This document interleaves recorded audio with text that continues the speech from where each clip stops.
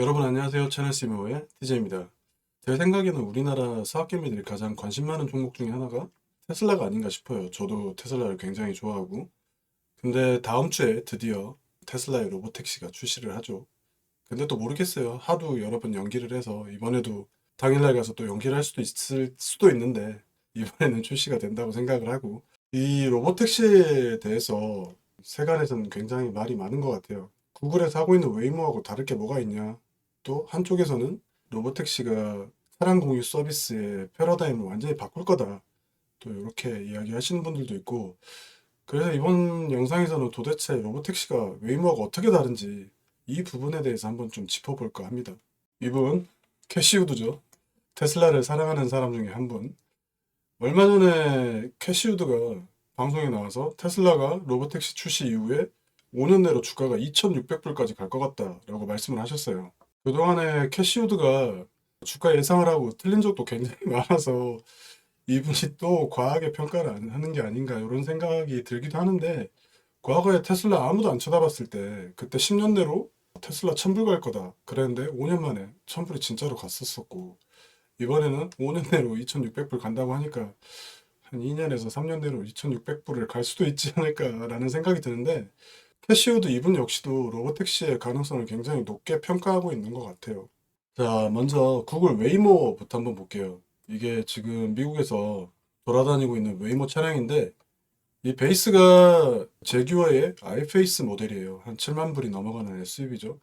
이 미국에서 사는 사람들 얘기 들어보면 웨이모 차량이 지나갈 때마다 사람들 시선을 다 끌어모은대요. 그 이유가 이쪽에 있는 이런 부품들, 이게 라이더인데 이게 계속 빙글빙글 돈대요. 그래서 사람들이 그게 신기해서 계속 쳐다보고 쳐다보고 한다고 합니다. 웨이모 같은 경우는 무인 택시를 운행하는 데 있어 들어가는 부품이 크게 세 가지예요. 첫 번째로 카메라, 그 다음에 라이더, 그리고 여기 레이더. 우리가 라이더나 레이더가 하는 기능을 정확하게 알 필요는 없는 것 같고, 아무튼 크게 세 가지 부품이 들어가요. 그래서 레이더가 총 6개 들어가고, 라이더가 총 4개 들어가고, 카메라가 총 8개가 들어간다고 합니다. 이 웨이모에서 운행하는 이 무인 택시, 이 가격을 생각을 해보면 제규어 아이페이스 이거 자체가 실패 모델이긴 한데 가격이 7만 불이 넘는 SUV고, 그 다음에 레이더, 라이더, 카메라 이렇게 들어가서 그 대략 가격이 한 대당 20만 불 정도 된다고 해요. 가격 자체가 만만치가 않죠. 그리고 웨이모 택시를 이용하는 사용자들은 주로 우버를 통해서 이 웨이모를 타는데, 가격이 일반 공유 서비스 차량보다 한 20% 정도 더 비싸다고 합니다. 그럼에도 불구하고 이 웨이모를 타는 사람이 많은데, 지금은 그냥 신기해서 운전자 없이 핸들이 알아서 빙글빙글 돌아가니까 그게 궁금해서 그거 확인하려고 타는 사람이 많다고 해요, 지금은. 아무튼 웨이모 같은 경우는 지금 시험 운행한 지가 굉장히 오래됐고, 주로 샌프란시스코 쪽에서 많이 운행하는데, 샌프란시스코뿐만 아니라 한 네다섯 개 지역에서도 동시에 테스트를 하고 있고, 그 웨이모 측에 따르면 웨이모는 무조건 안정성이다. 그 이유가 웨이모의 경쟁사였던 크루즈는 GM하고 마이크로소프트가 협업으로 하고 있는 공유택시 서비스인데, 2023년도에 크루즈가 대형 사고가 하나 나요. 보행자를 쳤는데 이 택시가 스탑을 해야 되는데 스탑을 하지 않고 6m를 그 질질질질 보행자를 끌고 갔다고 해요. 그 이후로 사업 존폐 위기에 몰려 있는 상황이고, 이것 때문에 무인 택시의 안정성에 대해서 사람들이 굉장히 주목을 하고 있어요. 그래서 웨이모 같은 경우는 첫째도 안전, 둘째도 안전, 셋째도 안전, 그리고 자사의 무인 택시에는 라이더, 레이더, 이 혁신적인 부품들이 굉장히 많이 들어있어서 안정성에 문제가 없다. 안정성은 최고다. 이렇게 자부를 하고 있어요. 그리고 웨이모 같은 경우는 우버에 의존을 많이 하고 있어요. 차량 공유 서비스 우버. 우버 같은 경우도 무인 택시를 해보려고 도전했었는데, 지금은 그냥 우리는 플랫폼만 할 거다. 무인 택시 하려는 회사들 굉장히 많고 지금 막 출시하고 있는데 그냥 다 우리한테 모여. 우리 애가 고객들도 많이 가지고 있고, 세계 곳곳에 법 규제도 이미 우리는 해결을 해서 세계 곳곳에서 이미 서비스를 진행하고 있으니 우리 쪽에 등록만 해서 너네 여기서 사업을 해라. 이런 스탠스로 나가고 있어요. 얼마 전에 우버 CEO 나와서 인터뷰하는 걸 보면 질문자가 로보택시가 출시되면 우버한테 어떤 영향을 줄 것 같냐라고 이야기하는데, 그 우버 CEO가 로보택시 출시돼도 결국 우버 이용할 수밖에 없을 것 같다. 우리는 안정적으로 앞으로도 사업을 할 것 같다. 이렇게 인터뷰를 하기도 했었죠.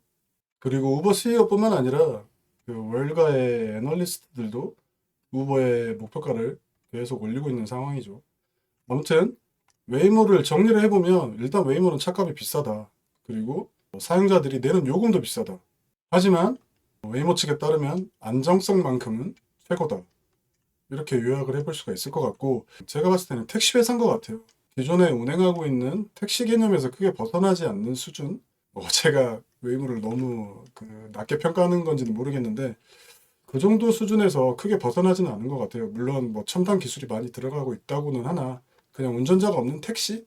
요 정도 수준이다. 이렇게 보여요, 제 눈에는. 자, 그 다음에 테슬라 로보택시.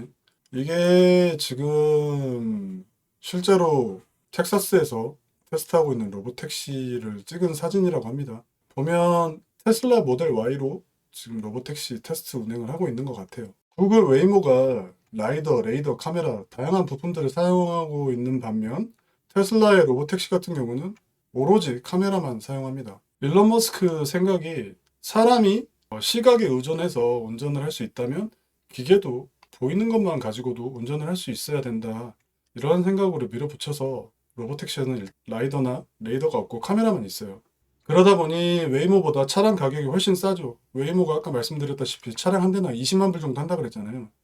이 테슬라 같은 경우는 거의 차값에다가 로보택시 소프트웨어 깔고 FSD 소프트웨어 깔고 이 정도만 하면 된다고 해요. 그래서 대략 한 8만 불 정도? 그러니까 만약에 일반인들이 나는 테슬라 로보택시로 택시 운영을 한번 해보고 싶다 싶으면 테슬라 차량을 사고 그 다음에 FSD 자율주행 소프트웨어 이거 다운받고 그 다음에 로보택시 소프트웨어 다운받으면 그냥 우버에 등록해서 로보택시로 돈을 벌고 다니면 됩니다. 그 다음에 요게 사이버캡이라는 택시죠. 사이버캡 같은 경우는 테슬라에서 2026년도부터 출시를 한다고 하는데 차 가격은 대략 한 4만 불 정도로 예상을 하고 있어요. 여기에는 핸들도 없고 악셀레이터도 없고 그다음에 브레이크 페달도 없고 이렇게 구성이 될 것 같고 사이버캡 같은 경우는 일반인들이 이 사이버캡 택시를 이용하면 가격이 1마일당 300원만 내면 될 것 같다라고 일론 머스크가 밝혔죠. 대략 서울 끝에서 끝까지, 그러니까 동쪽 끝에서 서쪽 끝까지 대략 한 50km 정도 된다고 가정을 하면 1마일이 1.6km니까 한 30마일 정도 되는 거잖아요. 그러면 서울 동쪽 끝에서 서쪽 끝까지 가는데 9,000원이면 가능하다. 이렇게 볼 수가 있을 것 같습니다. 그래서 테슬라 같은 경우는 이 로보택시가 크게 두 가지 형태로 운영되는 것 같아요. 일반인들이 이쪽에서 본인이 가지고 있는 차량 또는 앞으로 구매할 테슬라 차량에 로보택시 소프트웨어를 깔아서 공유 차량 서비스로 활용을 하든지 그게 아니면 이 사이버캡 이거는 간단하게 말하면 테슬라 회사에서 운영하는 택시죠. 그래서 크게 두 가지 모델로 운영이 될 것 같다. 테슬라에서 로보택시 출시한다고 하니까 웨이모에서 테슬라 로보택시에 대해서 공격을 했던 게 웨이모는 이미 주행 테스트를 수년간 했기 때문에 데이터가 훨씬 테슬라보다는 방대하다. 그래서 우리께 훨씬 더 좋다라고 이야기해요.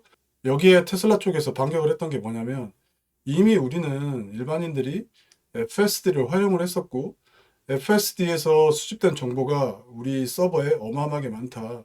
그래서 이미 웨이버 너네가 몇 년간 도로 주행하면서 수집한 정보보다 우리가 이미 가지고 있는 데이터가 훨씬 많다. 이렇게 반격을 했었고 제가 봐도 이미 FSD로 웨이모가 보유하고 있는 정보 이상의 정보를 이미 확보하고 있는 것 같아요. 그 다음에 테슬라가 로보택시 시험 운행을 초기에는 10대만 가지고 하겠다라고 하니까 투자자들이 다 비웃었죠. 야, 이거 100대, 1000대도 아니고 10대가 뭐냐. 근데 여기서 잘 생각해 보셔야 될 게 10대를 단순히 10대로 보시면 안 될 것 같아요. 10대는 택시, 사람을 태우고 내리고 이거를 확인하기 위한 작업에 필요한 차량 대수일 뿐이고 만약 이 10대로 운행을 해봤는데 문제가 없다 싶으면 기존에 있는 차주들한테 전부 다 로보택시 소프트웨어 깔아라 그러고 그냥 돌려버리면 미국 전역에 지금 테슬라가 수십만 대가 돌아다니고 있잖아요. 이 수십만 대가 동시적으로 택시로 전환될 수도 있다는 뜻이거든요. 또한 최근에 비아디 같은 경우에 중국의 전기차 회사 주행하지도 않은 중고차가 굉장히 많아서 위험하다라고 이야기하는데 만약에 테슬라가 차량을 몽땅 생산했는데 판매가 안 돼요. 그래서 창고에 주행하지 못한 재고가 쌓였다고 치면 그냥 어느 날 야 그냥 재고로 놓지 말고 이거 전부 다 택시로 돌려 로보택시 소프트웨어 깔아서 그러면 재고로 쌓여있는 차들이 전부 다 택시로 전환될 수 있는 거잖아요. 그래서 제가 봤을 때는 이 사이버캡 이게 중요한 게 아니라 중요한 거는 로보택시 소프트웨어인 것 같아요. 이 로보택시 소프트웨어만 깔면 기존에 있는 차주들도 차량 공유 서비스로 자기 차를 돌릴 수가 있고, 신규로 차량을 구매하는 사람들도 로보택시 소프트웨어만 깔면 언제든지 테슬라 차주의 차량은 택시로 전환될 수 있다.